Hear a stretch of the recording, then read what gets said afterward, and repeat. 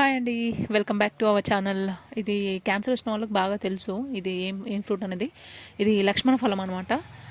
Last time కూడా వీడియోలో చూపించారు కదా. మేము ఈయనకి పెట్ సిటీకి వెళ్ళినప్పుడు వాడదాం ఒకసారి, చాలా రోజులు గ్యాప్ వచ్చిందని నేనే తీసుకోవాలి అనుకుంటున్న టైంలో మా ఫ్రెండ్ కోటి మోహింజా మార్కెట్కి వెళ్ళిందనమాట. వెళ్తే పద్దు ఇట్లా ఫ్రూట్స్ ఉన్నాయంటే తీసుకుంటున్నానంటే సరే ఓకే అని చెప్పిన. లక్కీగా తను తీసుకుంది, నాకు పంపిద్దామని.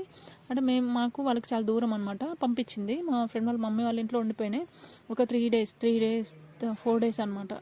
తీసుకున్నప్పటి నుండి 4 డేస్కి అవి కచ్చగానే ఉండే, కానీ పండిపోయి ఇట్లా ఖరాబ్ అయిపోయినాయి. ఒత్తిడికి కావచ్చు మేబీ.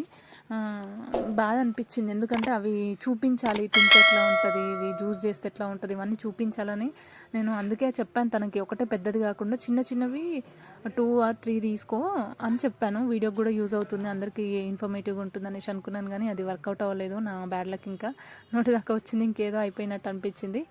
కానీ నెక్స్ట్ టైం కంపల్సరీ నేనే తీసుకొస్తాను వెళ్ళి. ఇవి ఎక్కడ పడితే అక్కడ దొరకవండి, మామూలుగా అన్ని ఫ్రూట్స్ దొరికినట్టు దొరకవు, ఎందుకంటే ఇవి అందరూ కూడా ఇష్టపడరు తినడానికి. ఇది కొన్ని బెనిఫిట్స్ ఉంటాయి కాబట్టి ఎస్పెషల్లీ క్యాన్సర్ ఉన్న వాళ్ళకి చాలా యూజ్ అవుతుందని నాకు తెలిసిందనమాట.